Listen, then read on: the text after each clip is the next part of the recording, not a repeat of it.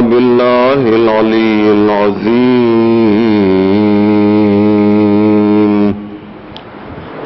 حسبنا الله ونعم الوكيل نعم المولى ونعم النصير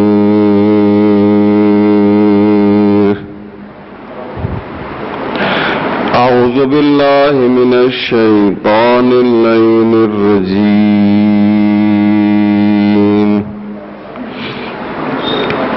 بسم الله الرحمن الرحيم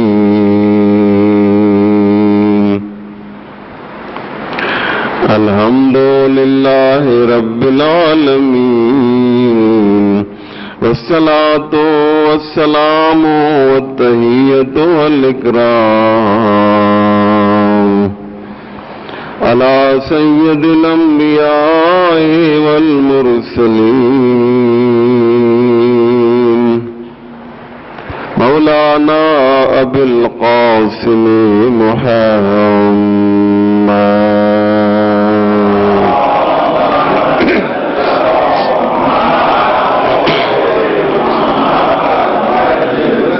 وعليه الطيبين الطاهرين المعصومين المظلومين المنتخبين المنتجبين ولعنة الله على أعدائهم أجمعين من يومنا هذا إلى صباح يوم الدين رب اشرح لي صدري ويسر لي أمري واحلل عقدة من لساني يفقه قولي أوصيكم عباد الله نفسي بتقوى الله أما بعد فقد قال الله سبحانه تبارك وتعالى وقوله الحق بسم الله الرحمن الرحيم إن الله وملائكته يصلون على النبي يا أيها الذين آمنوا صلوا عليه وسلموا تسليما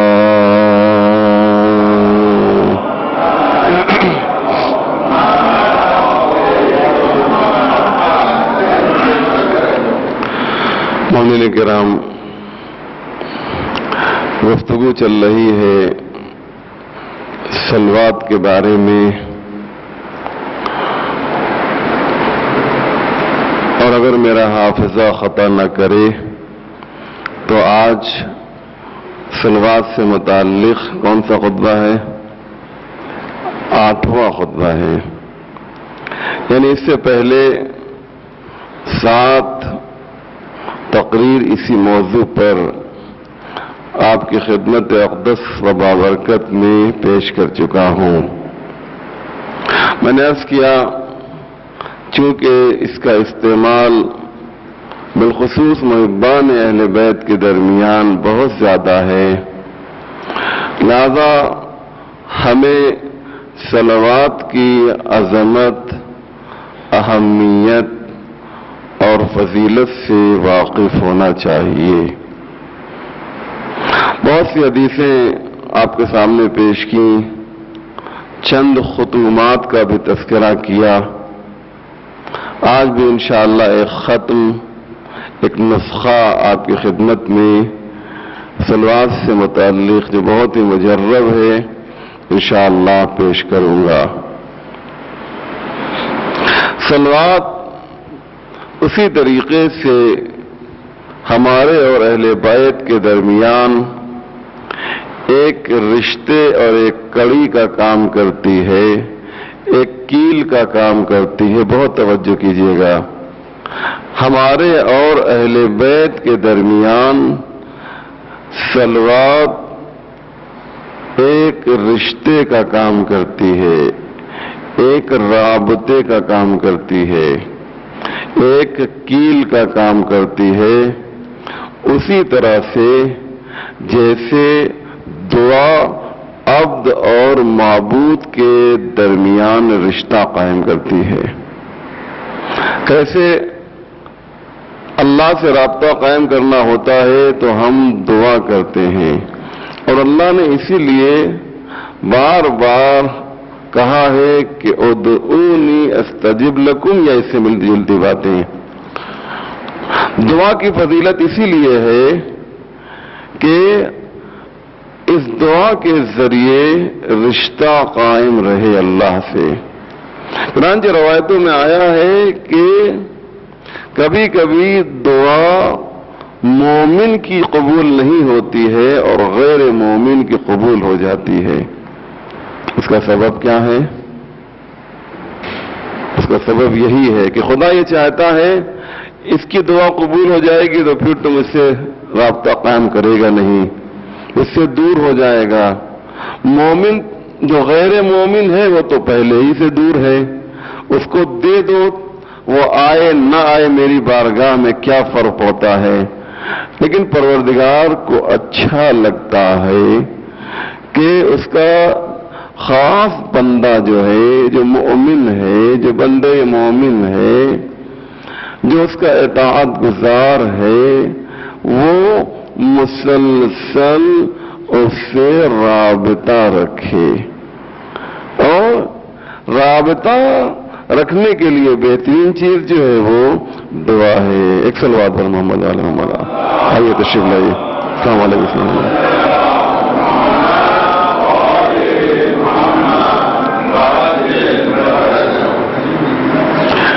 لہذا مومنین کرام،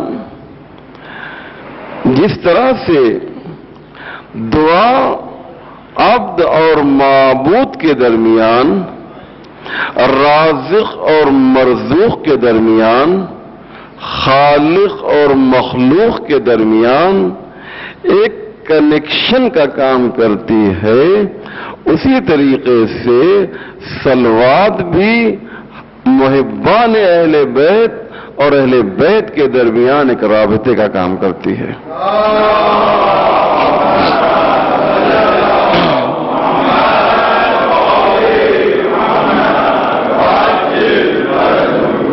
آپ یہ صلوات نہیں بھیج رہے ہیں، بلکہ اپنی محبتوں کا اظہار کر رہے ہیں۔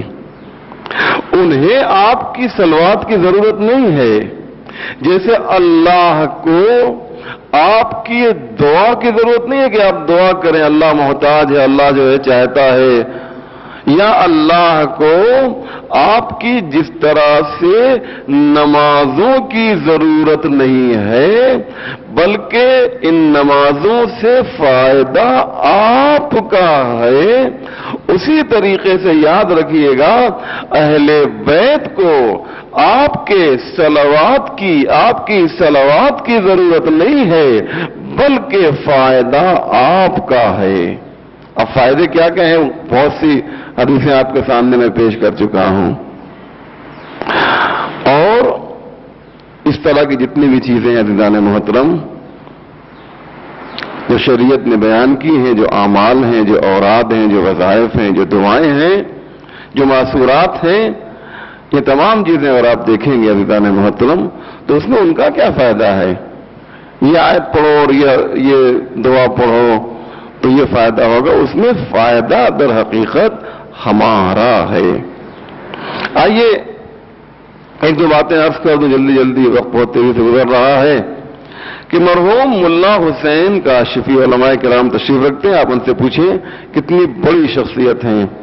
مرحوم ملا حسین کاشفی جیسا عظیم الشان شخص مذہب تشیع میں جو علماء ہیں ان کا بے حد احترام کرتے ہیں، ملا حسین کاشفی کہتے ہیں کہ مجھے توجہ کیجئے گا، انشاءاللہ آپ کو لطف آئے گا۔ مجھے اپنے شہر سے باہر جانے کی ایک ضرورت آن پڑی، باہر جانا پڑا۔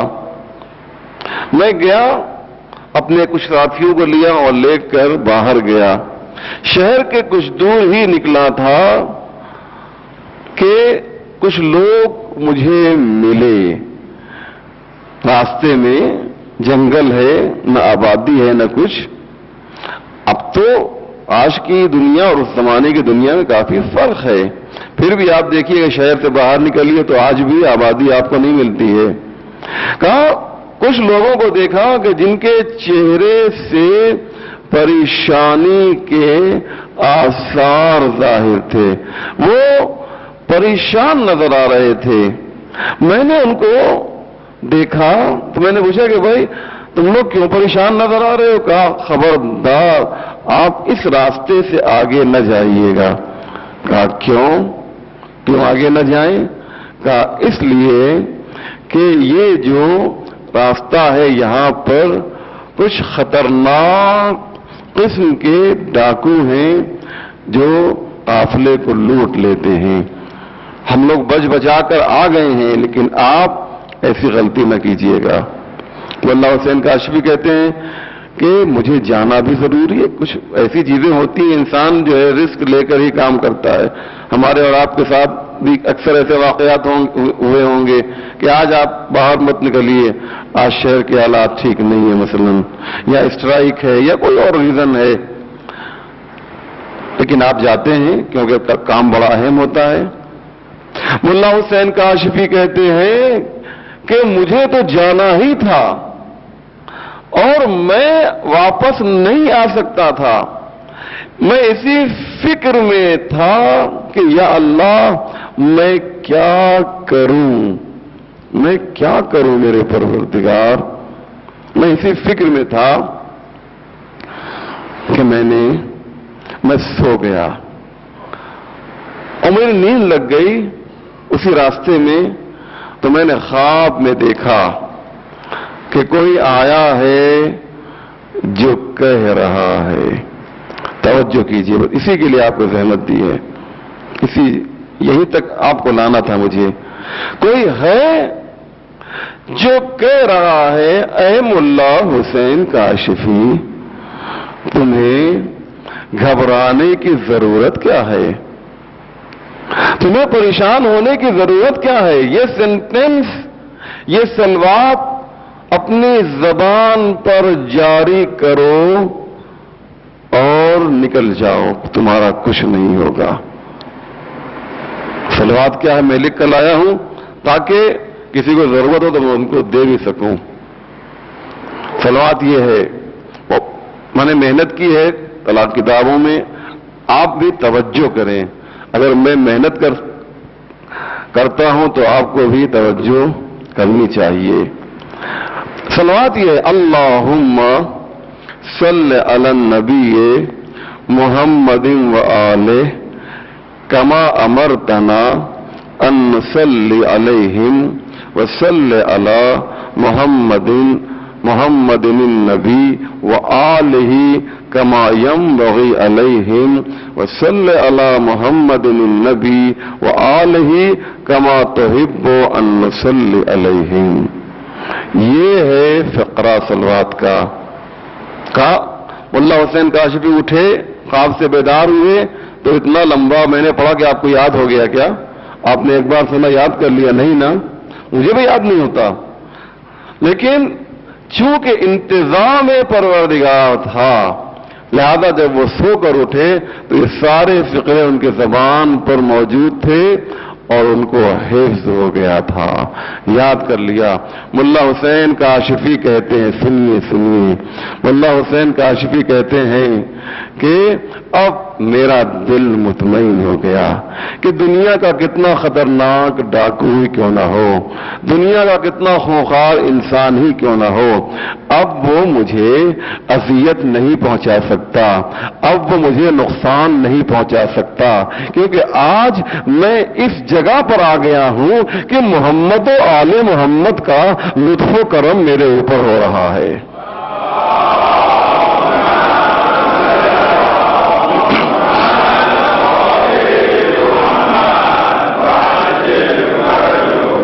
غور کر رہے ہیں؟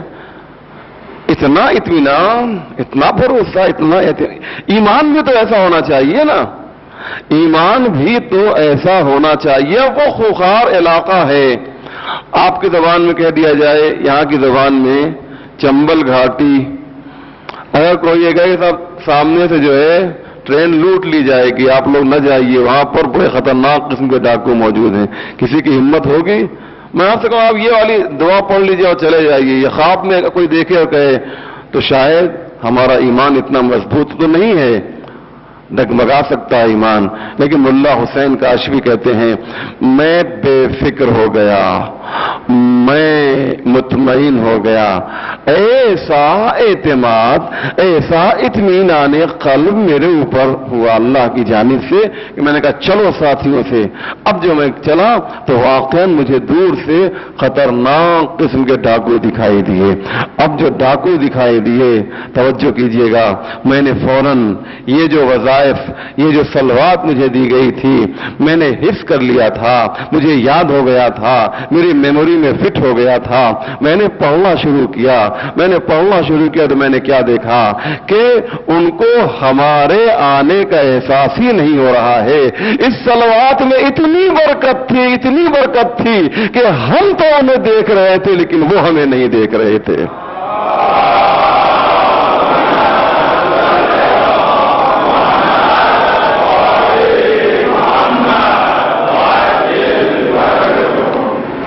غور کریں محترم، واقعے کو برائے واقعہ نقل نہیں کرنا ہے۔ کبھی کبھی ہوتا ہے انسان واقعے کو نقل کرتا ہے کہ تھوڑی دیر ہم اور آپ انجوائے کر لیں، نہیں، بلکہ اس میں آپ دیکھیے ایک پیغام پوشیدہ ہے، ایک میسج ہے کہ ہمارا ایمان بھی اتنا مضبوط ہو، دعائیں اثر کرتی ہیں، لیکن ہمارا ایمان تو ایسا ہونا چاہیے، ہمارا اعتقاد تو اتنا ہونا چاہیے کہ ہم خطرات کو قبول کر لیں دعاؤں کے بھروسے پر، وہاں تک جانا قبول کر لیں اس دعا کی وجہ سے۔ عزیزان محترم، بہت سے صلوات کی جو ہے بہت سے فضائل ہیں، بہت سی باتیں انشاءاللہ آئندہ بھی آپ کی خدمت میں عرض کروں گا۔ آج 8واں یہ خطبہ ہے جو پیش کر رہا ہوں۔ یاد رکھیے گا کہ ایک روایت اور سن لیجیے، بہت اچھی روایت، کہ حضرت، ایک سوال میں آپ سے کرنا چاہتا ہوں، حضرت آدم کا نکاح ہوا تھا یا نہیں ہوا تھا؟ ایک سوال، حضرت آدم اور حوا کا نکاح ہوا تھا یا نہیں ہوا تھا؟ نکاح کس نے پڑھا تھا حضرت آدم کا؟ جی حضور اکرم، وہ تو ٹھیک ہے اس زمانے میں تھے لیکن نور کی شکل میں تھے، وہ مولانا کی شکل میں تھوڑی تھے اس زمانے میں، پیغمبر اسلام۔ حضرت، دیکھیے ایک مسئلہ بتا دوں آپ کو، علماء کرام بیٹھے ہیں، یہ ضروری نہیں ہے کہ نکاح کے لیے آپ کسی مولانا کو بلائیے یا کسی دوسرے شخص کو بلائیے، بلکہ نکاح اگر آپ کی عربک گرامر مضبوط ہے اور گرامر سے واقف ہیں اس کے قانون سے، تو آپ خود بھی نکاح پڑھ سکتے ہیں۔ یعنی ایک عالم کا اگر نکاح ہو رہا ہے تو وہ مولانا ارمان صاحب کا اگر ہو تو وہ خود بھی اپنا نکاح پڑھ سکتے ہیں، انہیں ہماری اور آغا فطرت صاحب کی ضرورت مثلا نہیں ہے، خود وہ اپنا نکاح جو ہے پڑھ سکتے ہیں۔ حضرت آدم نے اپنا نکاح خود پڑھا تھا، یاد رکھیے گا، حضرت آدم نے اپنا نکاح خود پڑھا تھا۔ اب میں آپ سے ایک سوال کرنا چاہتا ہوں، جب نکاح پڑھا تھا تو نکاح کے لیے ایک بہت ہی اہم چیز ہے، بہت اہم شے ہے جسے مہر کہتے ہیں، جسے صداق کہا جاتا ہے، جسے مہر جو ہے وہ نکاح کے لیے ضروری ہے، ضروری نہیں ہے؟ بولیے، بہت کم آواز آ رہی ہے ضروری ہے، کیونکہ سب نے دیا تھوڑی ہے، جنہوں نے نہیں دیا وہ کیسے کہیں گے ضروری ہے؟ کیونکہ جب دیا ہی نہیں ہے تو اس کا مطلب یہ ہے کہ ان کی نگاہ میں ضروری نہیں ہے اور روزے میں جھوٹ بول نہیں سکتے، اس لیے ایک ہی دو آواز آئی کہ ضروری ہے۔ وجہ یہ ہے کہ ہم یہ سمجھتے ہیں کہ مہر جو ہے وہ بیوی سے معاف کرا لو، ٹھیک ہے بیوی معاف کر دے مثلا، وہ ایک الگ بات ہے، لیکن کوشش یہ کرنا چاہیے کہ میں نے دیکھا یہاں پر نکاح پڑھے ہیں کہ بہت سے لوگوں نے نکاح ہی کے وقت لا کر وہ جو عالم دین ہے جو نکاح پڑھ رہا ہے اس کے ہاتھ میں رقم دی ہے کہ یہ نکاح یہ مہر ہے. ہوتا یہ ہے کہ اتنی بڑی مہر کر دیتے ہیں کہ نہ یہ دے پاتا ہے نہ لڑکی مانگنے کی صلاحیت رکھتی ہے. کہا تھا کہ 5 لاکھ روپے نہ لڑکی مانگے گی نہ یہ صاحب دے سکیں گے. مہر میں افراط تفریط نہیں ہونی چاہیے. اتنی زیادہ مت کر دیجئے کہ جو ہے معاملہ خراب ہو جائے. اور بہت سے لوگ اتنی کم کر دیتے ہیں 786 روپے مثلا 110 روپے.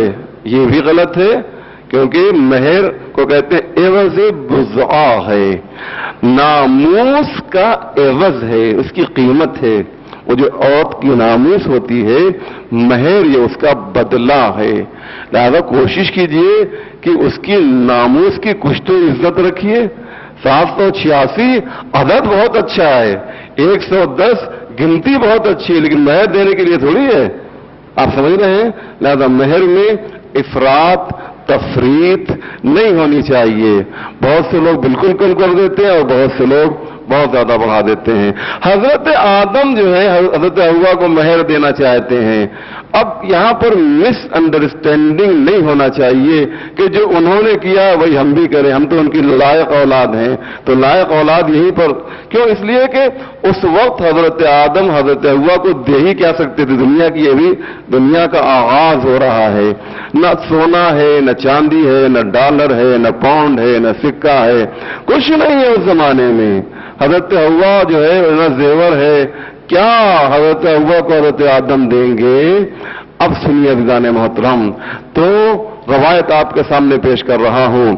جب نکاح پڑھنے کی بات آئی تو حضرت آدم نے حضرت حوا کو مہر میں جو چیز دی ہے وہ یہ کہ حضرت حوا نے کہا کہ ہمیں کچھ نہیں چاہیے, آدم تم ایک بار محمد و آل محمد پر صلوات بھیج دو.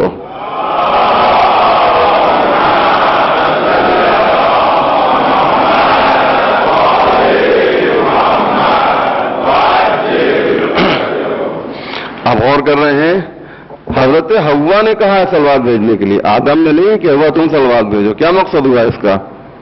ڈیمانڈ کون کرے گا؟ آپ سمجھیے مہر کی ڈیمانڈ لڑکی کی طرف سے ہے, لڑکے کی طرف سے. تو پہلے مہر دیا, پھر نکاح ہوا, پھر زندگی کا کاروان آگے بڑھا. اچھا یہ تو ابتدا ہو گئی. اب آئیے ہماری انتہا کیا ہے. ہماری ابتدا جو ہم پیدا ہوئے جناب آدم سے, انتہا ہے بہشت مومن کی. میں مومن کی بات کر رہا ہوں. مومن کی انتہا بہشت ہے. بہشت میں جائیں گے تو وہاں پر کیا ہوگا؟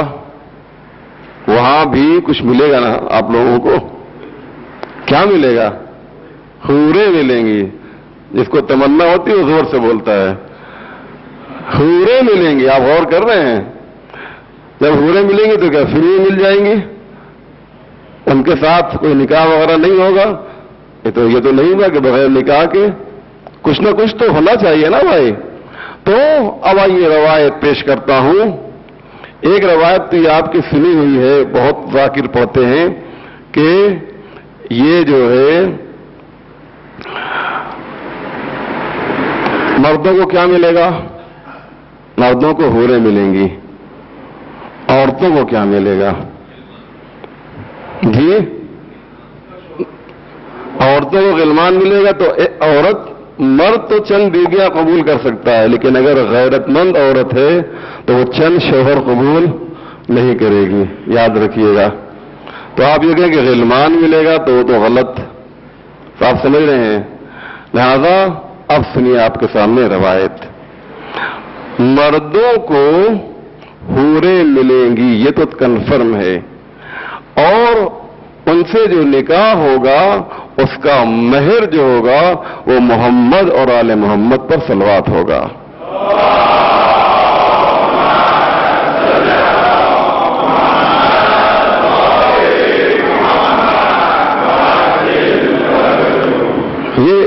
یہ تو طے شدہ بات ہے. ایک شخص آتا ہے مولا کے پاس، چھٹے امام کے پاس آتا ہے. میں نے ایک عالم دین سے یہ روایت سنی ہے، خود کسی کتاب میں نہیں دیکھی، لیکن جو کہ معتبر ہے اس لیے آپ کے سامنے پیش کر رہا ہوں کہ آتا ہے چھٹے امام کے پاس، کہتا ہے مولا یہ تو انصاف نہیں ہوا. دیکھیے آپ کے ذہن میں بھی بات آ رہی ہے اور سب کے ذہن میں آتی ہے کہ مردوں کو کیا ملے؟ حورے ملے، لیکن عورتوں کو کیا ملے گا؟ عورتوں کو کیا ملے گا؟ ایک سوال، اور واقعاً بہت ہی حساس سوال ہے، بہت ہی اہم سوال ہے، اور اس پوچھنے والے نے پوچھ کے ہماری اور آپ کی مشکل بھی حل کر دی. امام نے فرمایا بہت اچھا تم نے سوال کیا، بہت ہی خوبصورت تم نے سوال کیا کہ عورتوں کو کیا ملے گا. امام نے فرمایا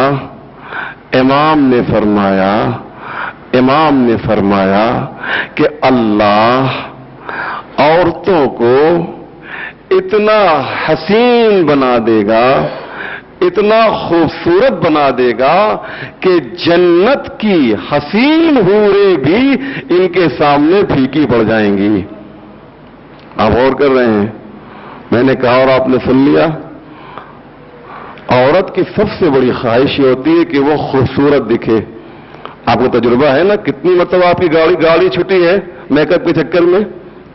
ہے ایسا ہوا ہے نہیں ہوا ہے کہ گاڑی چھوٹ گئی؟ کیا ہوا کیا تھا؟ ابھی محترمہ جو ہیں وہ ان کا میک اپ کمپلیٹ نہیں ہوا اور نتیجہ گاڑی چلی گئی، بس چھوٹ گئی. کتنی بار آفس میں ڈانٹ سننی پڑی ہے ان کے چکر میں.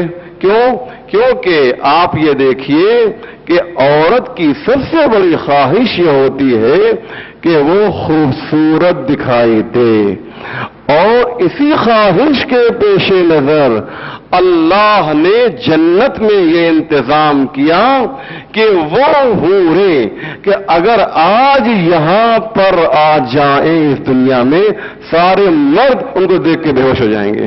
چیلنج ہے میرا، اگر وہ حوریں یہاں آ جائیں، اگر مرد ہے تو انہیں دیکھ کے ان کے حسن کو برداشت ہی نہیں کر پائے گا، بے ہوش ہو جائے گا. اور اللہ مومنہ عورتوں کو یہ عنایت کرے گا کہ جنت میں ان کے حسن کو اتنا بڑھا دے گا کہ جب حوریں ان کے سامنے آئیں گی تو نوکرانی لگیں گی ان کی.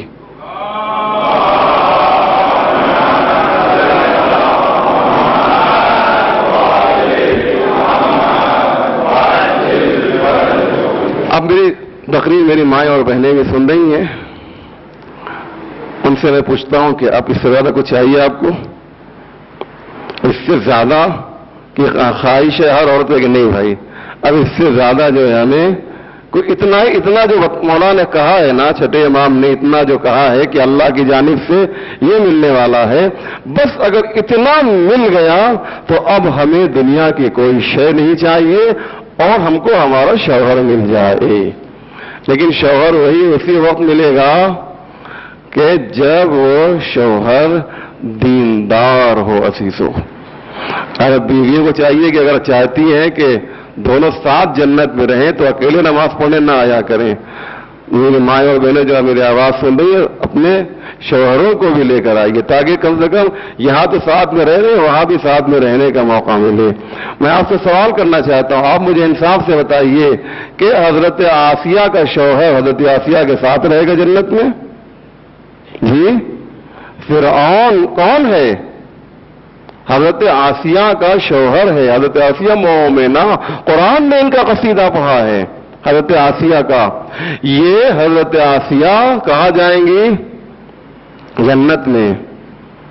فرعون، کچھ نبی سب جائیں گے جنت میں، کچھ نبی ہیں قرآن نے ان کا تذکرہ کیا ہے، ان کی کچھ بیویاں کہاں جائیں گی؟ تو اب یہاں پر جدائی ہوئی یا نہیں ہوئی؟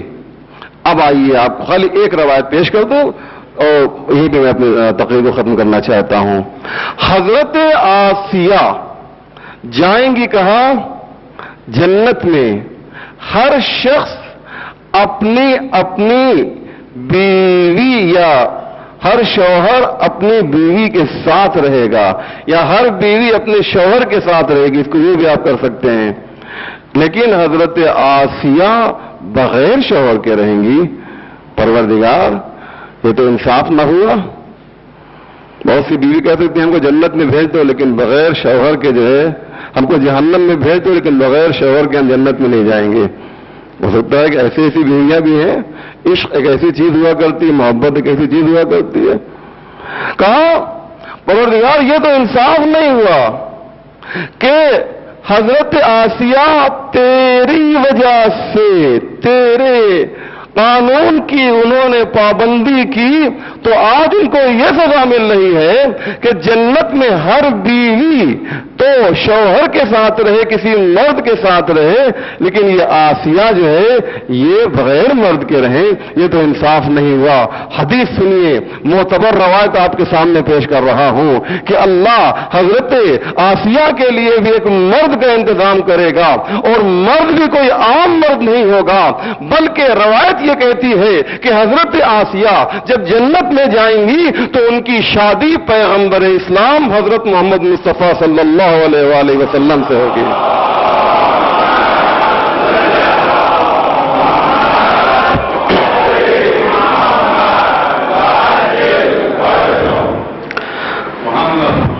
آپ نے غور کیا بھی تو شادی ہوگی، جناب آسیہ کی شادی پیغمبر اسلام سے ہوگی. دیکھیے ایمان کتنی قوی شے ہے. اس ایمان کی بدولت اذیتوں کا سامنے آیا. آسیہ میں پہنچ چکا ہوں کبھی کہ ان کو کتنی اذیتیں دی گئی ہیں، ان کے ہاتھ پیر میں کیلیں ٹھوک دی گئی تھی اور ایسی چھوڑ دیا تو فرعون نے تڑپتا ہوگا. بہت ہی اذیتوں کے ساتھ انہوں نے دم توڑا ہے، لیکن اللہ نے اس ایمان کا صلہ یہ دیا کہ پیغمبر، اور پیغمبر کو بھی ضرورت تھی. جو کمی ہوئی ہے اس زیادہ میں کہہ بھی نہیں سکتا ہوں، اس کو کور تو ہونا چاہیے نا بھائی. آپ غور کر رہے ہیں نا، اس سے زیادہ میں کھل کے نہیں کہہ سکتا ہوں. تو پیغمبر کو بھی جو کمی تھی اس کو ادھر جناب آسیہ کے ذریعے جو ہے پورا کر دیا اللہ نے. کیونکہ اللہ جو ہے وہ انصاف کرنے والا ہے، اللہ عادل ہے، اور اس کی عدالت کا تقاضا یہ ہے کہ وہ جنت میں حضرت آسیہ کو بغیر شوہر کے نہ رکھے. اور جب شوہر دینے کی بات آئی تو کہا اے آسیہ، تم نے ہمارے آئین پر چل کر مشکلات کا سامنا کیا، اذیتوں کا سامنا کیا. آج تمہاری شادی اپنے مخلوق جتنے بھی انسان ہیں ان میں جو سب سے اشرف ہے، جو سب سے عظیم ہے، اسے تمہارا دولہا بنا دوں گا، تمہارا شوہر بنا دوں گا. بسم اللہ الرحمن الرحیم. قل هو اللہ احد اللہ الصمد لم یلد ولم یولد ولم یکن له کفوا احد.